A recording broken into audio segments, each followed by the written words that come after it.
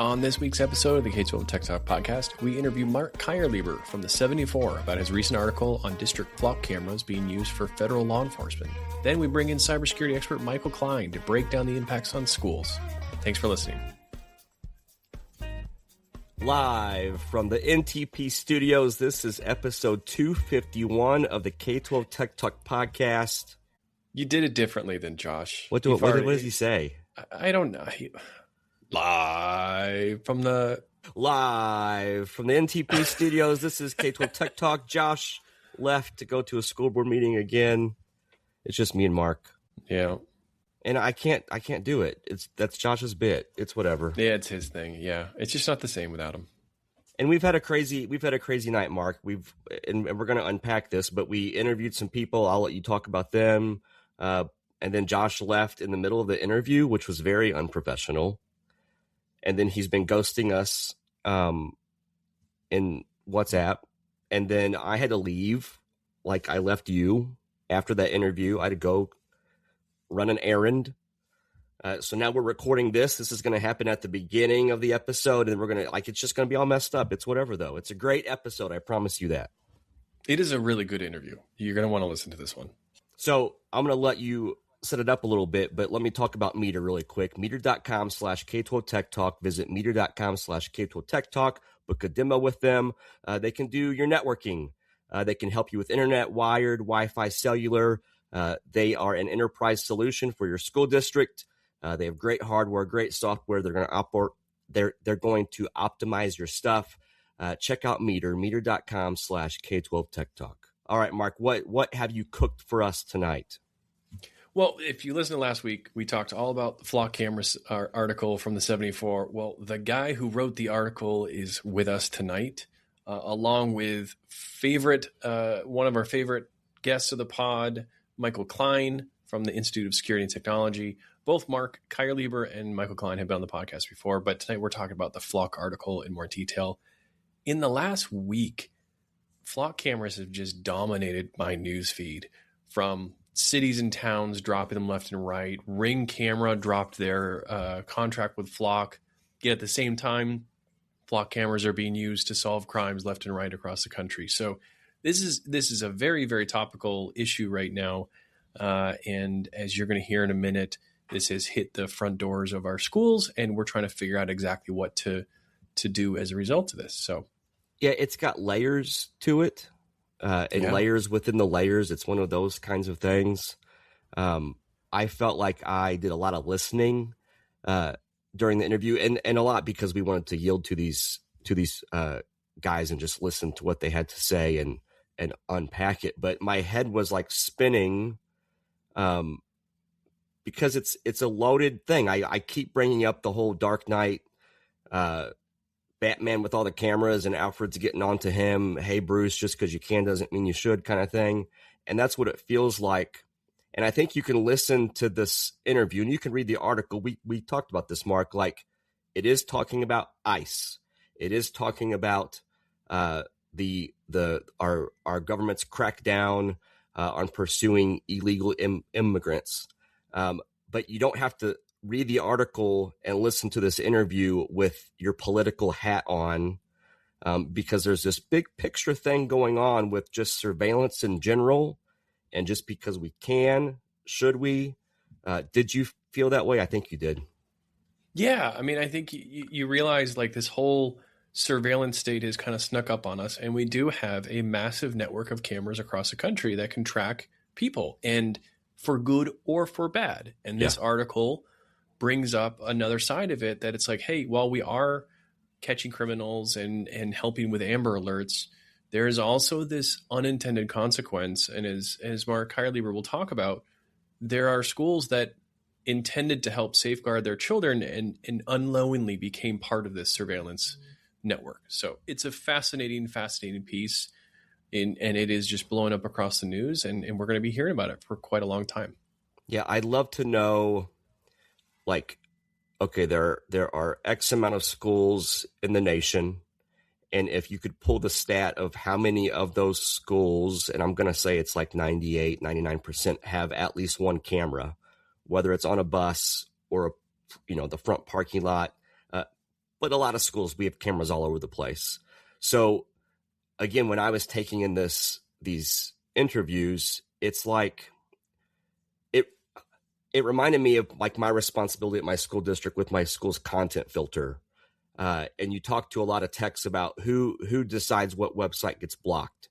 A lot of times, a small school district, it's the one-person tech department. It doesn't go beyond that.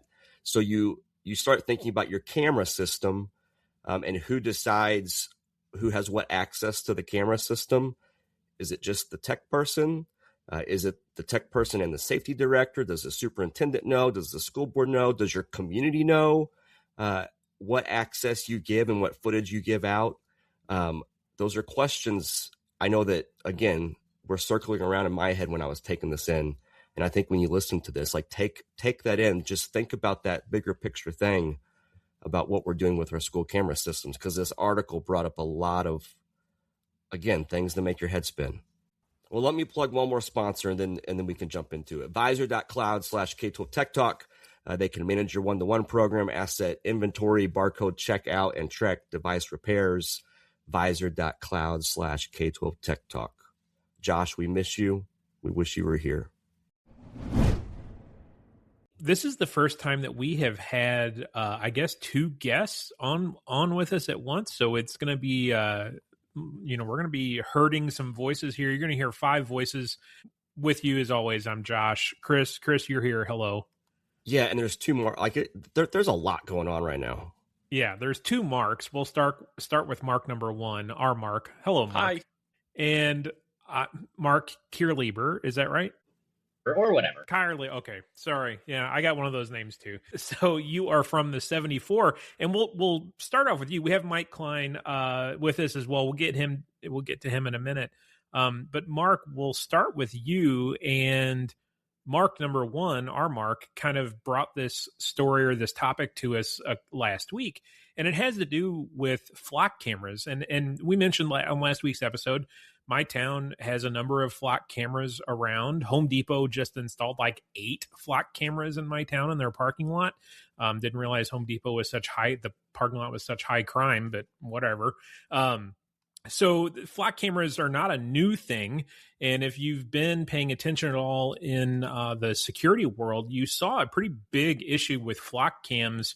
Mark, about a month and a half ago, 2 months ago, that story kind of came out about the breach or the unattended access of the flock cameras? Yeah, there's been a number of articles over the last year actually around flock and privacy concerns and surveillance. The reason we're here is Mark Keierleber brought that story to the front door of school districts. Mark, why don't you give us a quick summary of this article that you launched in collaboration with The Guardian, and what can you tell us about the issue?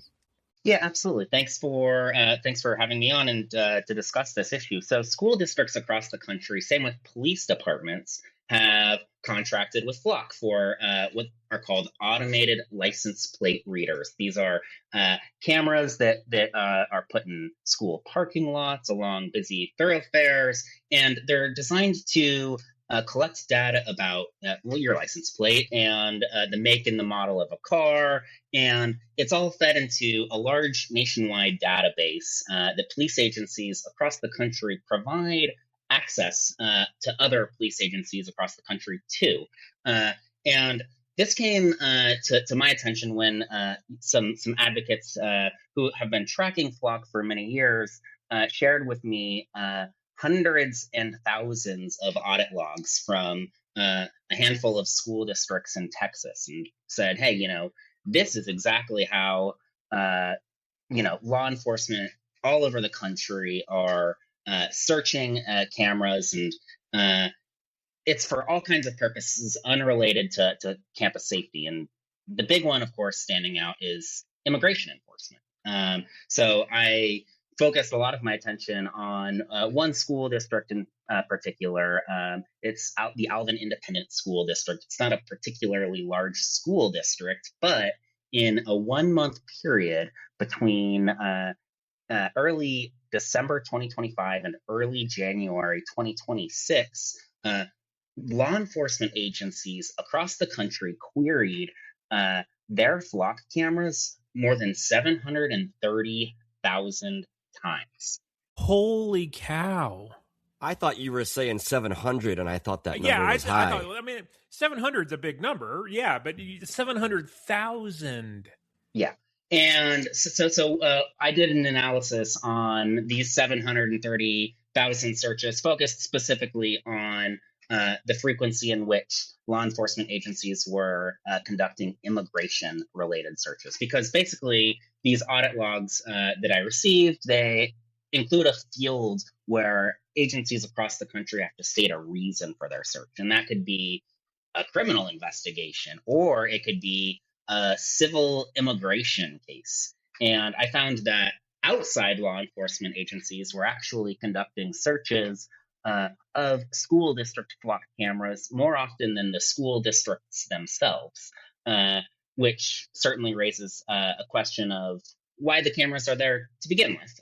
But I also found that in that 1 month period, one school district's flock cameras were searched by 30 out of state or out of community, because some of them are also in Texas, law enforcement agencies more than 620 times for immigration related purposes. And so I called up a bunch of these police chiefs and sheriffs, deputies, and said, well, what were the purposes of those searches? And they, several of them said, well, we're part of the 287G program, which is a federal collaboration between ICE and local law enforcement agencies. It deputizes local officers to act in federal immigration enforcement capacity. And in other cases, it was actually less formal, just a deputy happens to know the local ICE officer, and the ICE officer called him up and said, hey, I know that you have access to these flock cameras. Can you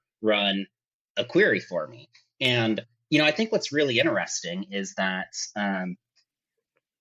when a police officer is conducting a nationwide search on these cameras, they're not necessarily targeting these school districts. They're not looking for information specifically at these schools, but this is truly what we call like mass surveillance. This idea that one police agency can run a search, and that search actually queries thousands of cameras across the country.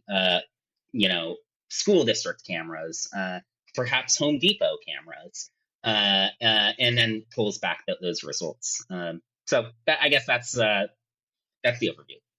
So to clarify, the flock cameras in the school districts that are being queried by law enforcement, they're not necessarily searching specifically for that school district. We don't necessarily think that the law enforcement is going after the community, that particular community. They're just doing a broad search, and that's catching the school district's cameras in that search. Is that correct? Yeah, that's correct. I mean, it's a dragnet, right? It's this idea that school districts are installing surveillance cameras and joining a national network and providing that national network affirmatively with outside law enforcement agencies, and allowing those agencies to run, frankly, whatever kind of search on those cameras and any other cameras in the country that they want. And that was going to be my question, was kind of Mark's point too. I guess it's fair to say that Alan's flock camera wasn't disproportionately targeted more than any other flock camera, like the 8 or so that are in my town. They likely all had 734,000 hits to them over that same period of time. Is that fair to say, or do you believe that Allen camera was disproportionately hit or queried more? So to answer your question directly, no, I do not believe that it was hit disproportionately more. And in fact, that is perhaps the tip of the iceberg, the idea that, this story, and in this analysis, this data analysis, I looked at the data, 730,000 searches for one school district. But there's reason to believe that other school districts across the country who also contract with Flock are also having their cameras queried by the exact same law enforcement, or perhaps other ones that aren't querying the Alvin Independent School District. And part of the reason is that the owners of each individual flock camera network are able to choose the sharing parameters. And they can opt into a national network. They can opt into a state network. They can pick and choose uh, to share their flock network with the municipal police department in their community, maybe the county sheriff's office, or they can choose to just say give it to all. Did you have a chance to talk to some of the districts that were kind of caught up in this net of surveillance, and if so, how did they respond to this? Like, I would imagine this is probably a surprise to most districts that I didn't realize that my little old camera in the parking lot was queried hundreds of thousands of times. I was going to say, I wonder if default settings are wide open or if it's off. Right. Yeah, I mean, so here's the thing. I did not get a chance, an opportunity, despite my best efforts, to interview officials at the school districts specifically involved. I did. I have since spoken to school officials from various communities about their use of flock cameras, and they're certainly turning to the utility of these cameras, and talking about issues like child abduction cases, and to justify it, and saying, hey, like I know that there was one example in my article of a police department, specifically in this case, saying, well, there was this high profile child abduction case where this toddler was taken from his parents at gunpoint, and by using this large network of flock cameras, they were able to track down the perpetrator 60 miles away from the child's home. And the argument being that, if this network wasn't interconnected, then once the child left, that local police agency's jurisdiction, or stepped foot outside of, the last camera in town, that their investigation would go cold. But I think that there is some reason to question whether or not school districts, and it's certainly a question that I have as well, whether they understand how far their data are being shared, and whether or not they understand that they're being included in a national network. Well, I looked at one of my local towns that has flock cameras. Their law enforcement department has flock cameras, and they have a public portal where you can see how it's being used. And I noticed that they actually specify is not used for immigration purposes. So is it possible that flock customers can say, hey, I do want to share my cameras with local law enforcement. I want to be able to help with any sort of, abducted child, Amber Alerts type things. But here are the purposes or the specific law enforcement agencies I don't want to give access to. Is that something that's possible for school districts to do?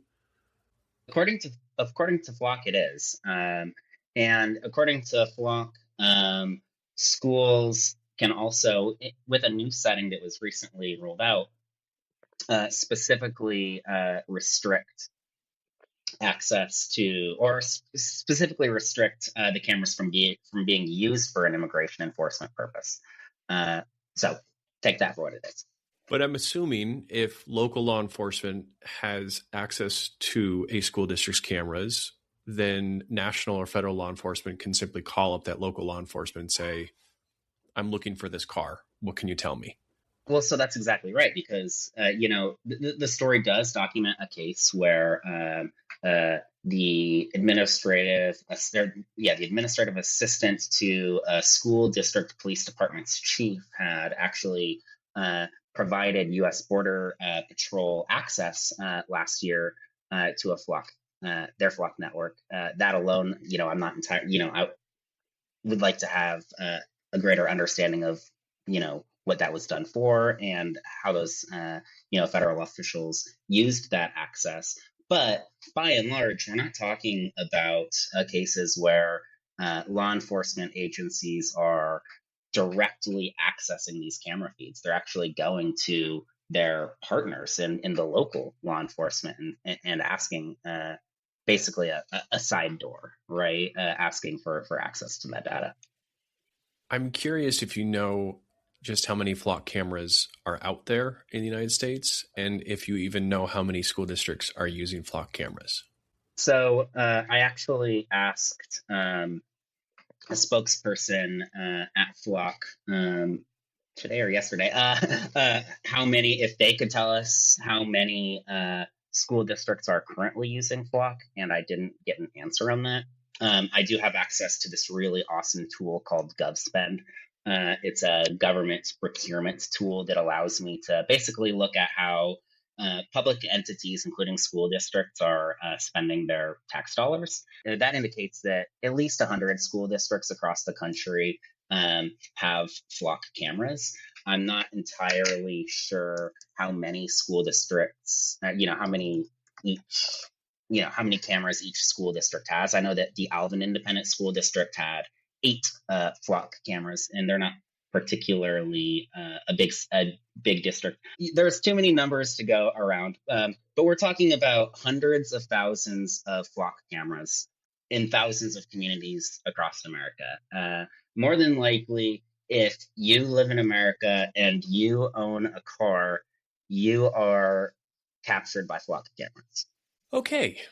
Maybe we use this as an opportunity to pivot to Mike Klein, the Institute of Security and Technology. Mike, you've also been on the podcast before talking about issues of cybersecurity in schools. How big of a problem is this issue of security cameras in school districts being shared with law enforcement, either local or federal? Yeah. Thanks for having me, Mark and Chris and the team. So I would back up and kind of frame it a few different ways, right? So I think that this falls within a broader conversation of how do we govern data in our schools and how do we ensure the safety and security of our students, right? And so sometimes there are conditions under which schools are either going to be legally or just because of safety compelled to share information with a local police department to be able to support ongoing investigations, right? That's just something that's been, if you've been an IT director, you know that happens, right? And so local police may reach out and say, hey, we're having this issue. We need, do you have footage of this particular part of your school at this particular time? And then you go through your routine, right? You figure out okay, cool. Can I share this with them? Is this appropriate? Maybe check with your counsel or your superintendent to make sure that's okay. But this falls within that broader conversation. I think one challenge here is that there are a few different policy issues at play here, right? So I think the world for a lot of school districts has changed over the course of the last 10 years because so many things that used to be on premise and something that we owned and controlled are now in the cloud and are a SaaS solution, right? And so in that world, you ultimately don't necessarily own the data. You are kind of relying on these other parties to be able to help you secure that data and not have others access it that you don't want to access it, right? So that adds one component of challenge. Then the relationship between the federal, state, and local governments and police has changed a lot in the last year and a half, right? So I think, especially with this surge in federal immigration enforcement, there have been some states that have been very supportive of this. There have been other states that have been actively trying to push back against this. And so there is that challenge of when you provide access to, let's say, your local police department, will they be compelled, or just through their existing relationships or through the state's fusion center, will they be in an ongoing sharing relationship with state or federal law enforcement, right? And so I think that's one challenge, is to help figure out, if I'm a school district IT director, one, what are our current practices, right? So what do we currently do in collaboration with our local police department and potentially our state police? And what does our school board and superintendent think is the right relationship, right? Because I think that's a big part of the conversation too. This is really a decision for the school board and the superintendent, informed by the technical and kind of privacy analysis that you as an IT director can bring to the table, right? So I think that's a big piece of it. The other part is trust with communities, which we haven't really talked about yet. This is something where I think, depending on your community, its makeup, and any number of different pieces, it's going to be a real challenge to have trust if you have people feeling like they're being surveilled when they come to drop their child at school, right? Or if you have students who are driving themselves to school because they're high schoolers now and they maybe they're from a mixed status family, or maybe they themselves are undocumented, that's going to put them at risk. And again, this is a conversation for kind of local policy, state policy, federal policy. I'm not saying there's a right or wrong answer for exactly the way we should do this, but I think there is an important trust relationship here, not just with your town, but also with the families you serve. and making sure that they feel safe bringing their children to school. The other thing I would add here is that I think there's a big difference between providing ongoing access to whether it's your school surveillance cameras or whether it's the flock or other kinds of technology to law enforcement, or responding to requests, right? So if someone says, hey, can you help me understand this thing, right? That's different than here is the feed directly from our school district. You have access to it forever, right? Because I think flock is one piece of the puzzle, but if you've been in a school district, you've been getting all the calls from people who are trying to sell you AI enhanced facial recognition for all of your video surveillance in your school. So you know exactly who was walking down the hallway and doing this thing. If you're then sharing that with local police, and local police are sharing that with federal law enforcement, including immigration enforcement, that means that you're potentially taking a child in your school district, sharing their face that's been identified with police that then could come in and deport them, right? So I think like there are many layers to this beyond just a license plate reader that we need to really think about. And again, that's not to say we shouldn't have video surveillance ever in schools. There are safety concerns. That's understandable. That's not to say we should never have a license plate reader. I don't personally see the value in how that serves us right now, but I understand that people could, right? So that's a policy decision that you could make. I think the challenge, Mark, that you were identifying is also that even if you can say, I don't want this used for immigration enforcement purposes, you have to trust that that's what's actually being done. My guess is that what that means is if you fill out that field and tick a box that says this is for immigration enforcement, it can't be used for that. If you are not being truthful, or you come up with another reason to search for that license plate, it's going to go through, right? And so I think there are pieces here where what we might normally have thought of, I think what the language is used in the court often is a presumption of regularity, right? There's the idea that like we just assume that people are going to do the right thing and follow the law if they're law enforcement. It's not always the case right now, right? And so I think it's important for us just to consider, you know, maybe it is okay to have this sharing with your local law enforcement agency, but you want to understand, do they have a 287G relationship where they are acting as law enforcement that can do immigration enforcement too? And if your town has decided that's okay and that you have to share that, that's a decision for the town to make, right? That is one of those challenging things about being sometimes an IT director, is that you may not agree with the policy, but if that is the combination of law and policy in your local community, you know, you can push back, but you can't necessarily make that decision on your own, right? And so it really is a back and forth in helping people understand the possible impacts to the community in this kind of world that we live in right now. I mean, I think back to the times where I would get requests from law enforcement for access to footage. We had the opportunity to face-to-face talk to law enforcement, hear from them what they're trying to do. And I can think of specific examples where a bad guy would run through a school campus, and we want to secure our kids. And yes, there's benefits to doing so. I think what you raised, though, is making sure that you have the opportunity to know when these cases are being brought up, that you have the opportunity to review and know that your camera footage is needed, and then you have the opportunity to say yes or no. And a lot of times when it comes to law enforcement, there's not really a discussion. There might be a court order, but what you bring here is that the cloud environment has opened up those doors quite a lot, and that has not only opened up the number of people that can access your footage and your cameras, but also changed the dynamic of permission. And we're no longer asking to view your camera. We're just doing it without you knowing. Yeah, I think that's exactly right. And the couple of other things I would add that I think are just kind of, when I think back to being kind of in a district thinking about this problem, I think one of the pieces that we think about all the time, and I've heard you guys talk about it on the pod, right, is thinking about, you know, data sharing agreements, right? And do you have that data sharing agreement with this vendor to make sure that they've signed off and said they can protect the data and do all these things? I think a similar conversation is important to think about here when we share data with other town agencies, right? And just making sure that we're really clear, like, hey, you know, we absolutely believe we should be sharing this data with our local police. This is the written agreement we have that makes very clear the purposes for which that data can be used, right? So at least then you have a kind of set process and protocol. And I think, again, coming back to that question of like least privilege, right? So making sure that only the people who need access can have access, and also only for the specific thing they need, right? Just because you might need that one license plate in that moment at that time on that day does not mean you need a constant feed of that information, or if it does, then it can't be shared beyond our town, right? So figuring out what those boundaries are that make sense within your context. What we're talking about here, though, with license plate readers is external cameras, and you always hear the old phrase, "There's no expectation of privacy when you're in public." This has changed quite a lot.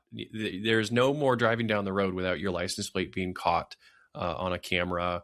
You're on dozens of security cameras every single day. Is it too late to put the cat in the bag, or are we in a surveillance state? Have we walked ourselves into a surveillance state without even realizing it?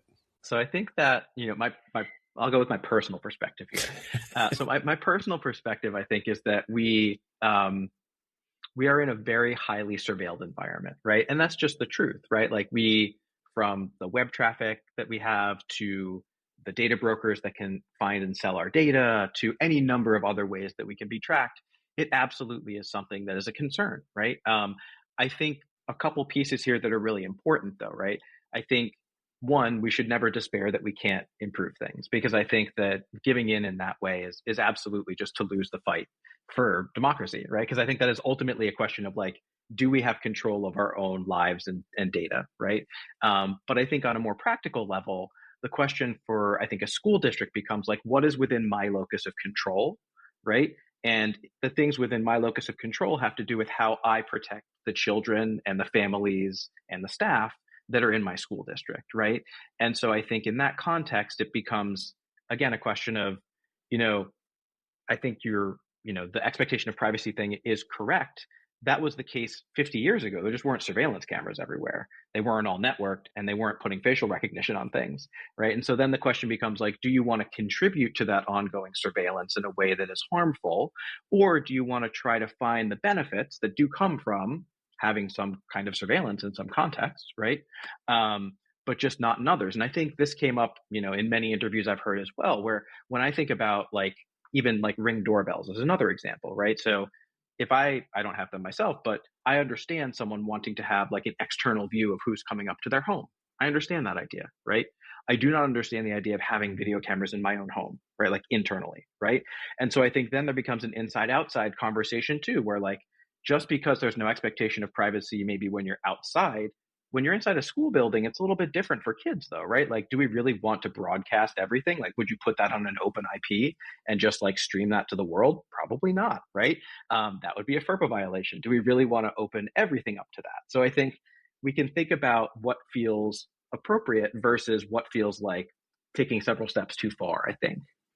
A lot of people listening to this episode are probably the ones in their school district configuring the cameras and hanging them up on the walls, and may have been the ones to write the specifications for the RFP. For the tech directors and CIOs and CTOs out there who are listening to this and saying, wait a minute, I didn't intend for our security camera system to become a national issue. Where do you go from here? What kind of advice do you have for somebody who is looking at their flock camera settings or any other sort of cloud camera settings and saying, what should I do about this? Yeah, I think it's a great question. And it's it hits home because I literally remember doing the RFP for a camera system and hanging them in our office in various places to see okay, what kind of coverage do we get? And how does it zoom in and all that kind of stuff, right? And so I think for me, there's a couple pieces. One, this is really a place where kind of secure by demand and private by demand comes to mind for me. So I think about what can we demand of vendors in terms of helping us get an audit of the things that we're sharing, right? So Flock should be able to tell me exactly who this data is being shared with. And it shouldn't be hard for us to ask for that information, right? And so I think a piece of this puzzle currently and maybe moving forward is to be able to say okay, as I am right now, give me a baseline. Who has access to this data? Is it just me internally? Have I shared it with only my local police department? Is it shared with the state, or is it completely open, right? And then I think there's another piece of this, which is demanding those secure by default pieces and private by default pieces. I understand why Flock has an incentive to have everyone share all of the data, because that is the value that they bring. I understand why police departments also want everyone to share all of their data, because that's how you see the license plate everywhere. I think there are really valid reasons for this. However, in a school context, maybe there's a special set of settings where it's hey, I'm a school. This should default to private unless I choose to share it otherwise, because this has information about kids, or this has information about families, and we don't feel that that's appropriate, right? So figuring out what are those guardrails, that's a really great place to have those conversations with people like your student data privacy consortium, right? Like, what is the local state organization that helps you with those data sharing agreements? Because that could really become a powerful piece of the puzzle here, right? When we think about sharing data with a student information system like PowerSchool or others, we think about who has access to this data and what are the secure ways that we can do that. I think one other piece of the puzzle is getting a sense from your superintendent and school board about what they feel like the relationship should be, and also from the lawyer. And most often your school district doesn't have their own lawyer. Everybody hires the same law firm for the state to like do school law, right? So getting a conversation with the lawyers about like, so what are the right and left bounds here? If our school district wants to share everything, what does that look like? If our school district wants to restrict as much as possible, what does that look like? Because then you get the guardrails that you can provide to your superintendent to be like, hey, here is the state of play. Depending on where we are in our school district politically, in terms of policy and other things like that, here's where our exposure is, right? Because largely this is a question of how do we follow the law and set policy that feels appropriate. And it's hard for us as tech directors to know the combination of the tech, the policy, and the law. And so being able to have that conversation where like we get the tech, we're starting to understand the policy by working with our school board and our superintendent, and we understand like what the law says we can and can't do. So then we can really have a smart conversation about this. And I know that's really challenging for, the STEM teacher who also serves as IT director and is potentially driving a bus as well. I get that. And so maybe this is a place where states can also have a really powerful role in supporting their school districts on this kind of thing. And Mark, there's probably some districts out there that have implemented flock cameras, and your article has been sent to their inbox a dozen times in the last week. Somebody who has flock cameras on their campus, what can we say to them? What are some of their next steps that they could take after reading your article? Yeah, absolutely. Well, my article is primarily based on an analysis of a document called the Network Audit Log. And Flock actually provides this network audit log to all Flock customers. That includes the school districts. That's how I got access to this document, right? And it, on a month-to-month basis, outlines how every law enforcement agency in the country, or whoever has access to that camera network, is utilizing that camera network. Now, there are some questions on the utility of that network audit log. Keep in mind, we're talking about, this Alvin Independent School District's network audit log being 733,000 entries in a 1 month period. So there certainly are resource constraints for a school district or for a law enforcement agency or for anybody to frankly get a really good sense of how outside law enforcement agencies are using their camera networks. But it's certainly a good place to start. And I think that this document that I have access to is a document that school districts can also, and their law enforcement agencies also have access to. And this could be an opportunity for educators to get a sense of, well, how exactly are our cameras being used? Because that information is in their hands. This is more of a technical question. Does a school district see detailed information as to why the records were accessed and used? Or is this more just, hey, just an FYI, the law enforcement agency down the street searched your audit log or audit logs? Yeah, it's not detailed. So the network audit logs, they specify the name of the law enforcement agency that conducted the search, the dates that they conducted the search, the window that the search was conducted for. Like, we're trying to find, a camera at 6 o'clock in the morning or whatever, because there was a break-in at this parking lot, whatever. And the most utilized field for me and for researchers is this reason field, where there are a bunch of basically, formulaic reasons that people can put, as a justification for their search. And that can be immigration criminal or immigration civil, or it could be like, trespassing. So while the reason field might not be particularly specific for a school leader, it still does provide an opportunity for them to get an understanding of how often other law enforcement agencies that maybe, in a different time zone are tapping into their cameras. Just curious, is lost dog an option under the reason field, or is that just ring cameras? That's a pretty good question, but no. Yeah.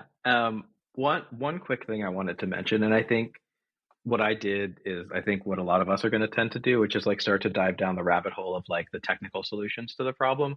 One other thing I do want to say is like, let's back out for a second and think about like you come to your next district leadership team meeting, right? I think one of the questions that you could ask or we could think about is like, what happens if someone like Mark, Keierleber, gives us a call and says, hey, we noticed that this law enforcement agency queried your flock data. It led to the detainment of a parent of one of your students. Can you comment on that for us, right? How do you even respond to that? Because I do think that we really need to be thoughtful too about like, if you are opting into this, which again, 100% legal, right? To my knowledge, this is legal for you to do. Do you understand the impact on the community if someone is taken, right? And is that okay, right? In your community, is that a kind of reputational and relationship risk that you're comfortable with, or how are you going to manage that risk, right? Because I do think that that's important. Another piece of this is, if you have a student, we don't ask our students if they're documented or undocumented. It's currently against the law. You're not supposed to do it. You're supposed to serve all children, right? As like part of the law since the 80s, right? That being the case, what if, someone searches for a student specifically because they know that this student is now 17 or 18, they're in your career and technical education program, and they're driving themselves to school, and they get caught on a flock camera, and then that's queried, and they come and detain that student, right? Again, you facilitated this, right?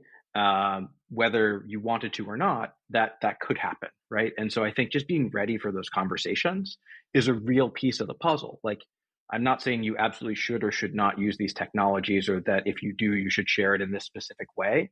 But your organization really has to think about what are our both kind of like ethical and also kind of relationship and legal risks that we open ourselves up to when we do this.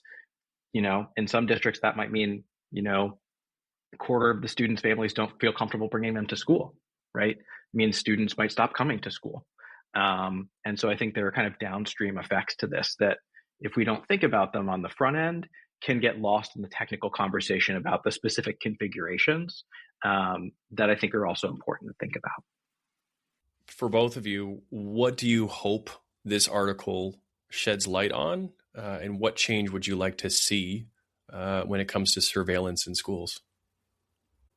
I'll let Mark take that one first, because Mark, you published the article. Thank you so much for doing the research. Yeah, I mean,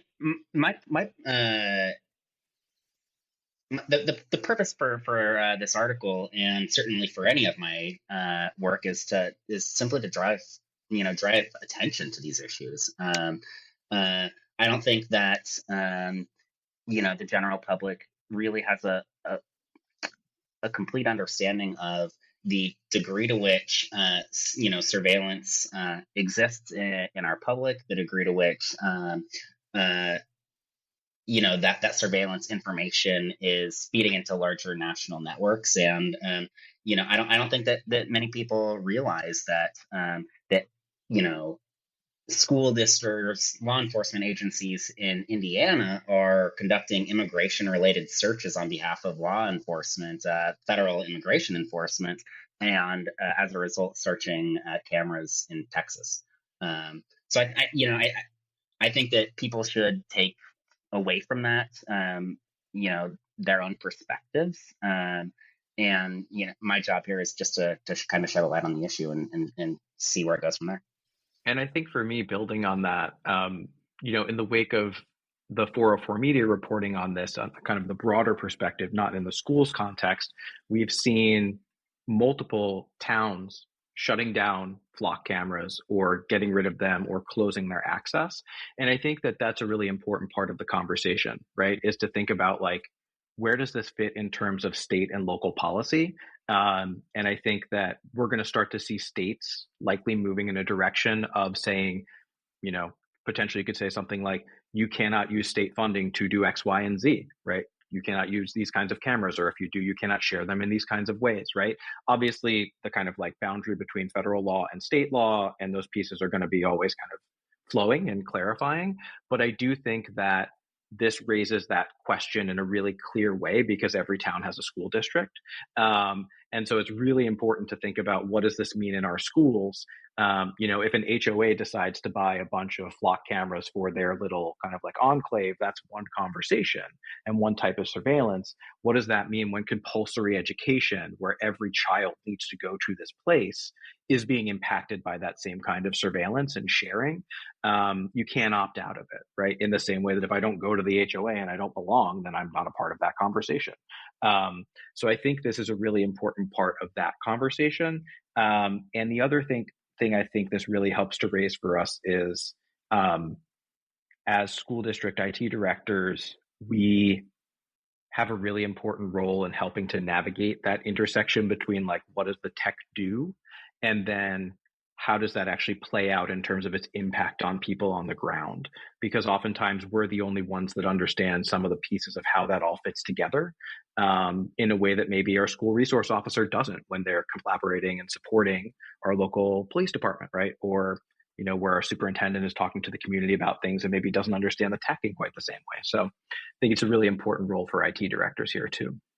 Well, thank you both for coming on. Mike, as always, thank you for your incredibly insightful advice. And Mark, as always, thanks for exposing these crazy, insane stories that are impacting K-12. We had you on a year ago with Power School. We had you on today. And then a year from now, who knows what other explosive reporting you'll bring to our table. Quit coming on here, Mark. Well, I appreciate the opportunity and enjoyed talking with you both. All right, awesome. Thank you. All right, thanks for listening. We have some cool events coming up. February 24th through the 26th, Mark and I will be in Albuquerque, New Mexico at the K12 Six Conference. We'll have the podcast table set up there, and we're also doing a session. And then March 12th through the 13th, we have the Midwest Tech Talk Security Symposium, and Mark's going to come out and visit for that. That's in Columbia, Missouri. These events and more, we have a pretty booked 2026, are brought to you by our sponsors, and thanks to you guys that listen to this thing, that we get sponsors that help cover these trips. So some quick shout outs, a different kind of episode, but we want to make sure our sponsors get their plugs appropriately. Extreme Networks, you can email Dominic Mayer at dmayer@extremenetworks.com for all your extreme networking needs. Fortinet podcast at Fortinet.com. Get your FortiGate, your FortiAnalyzer, all that good stuff going with them. Fortinet podcast at Fortinet.com. I have a FortiGate and a FortiAnalyzer. They work great together. Lightspeed Systems, check out their content filter. ClassLink for your rostering, your SSO, all that good stuff. And last but not least is NTP.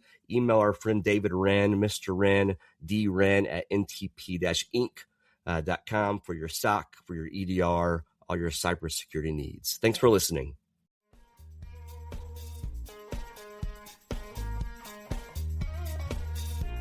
We might not be the same. You share the same pain that I do. The views and opinions expressed on the K12 Tech Talk podcast are the personal opinions of Josh, Chris, and Mark, and do not represent the views or opinions of our sponsors or other organizations that we're affiliated with. The material and information presented here is for general information and entertainment purposes only.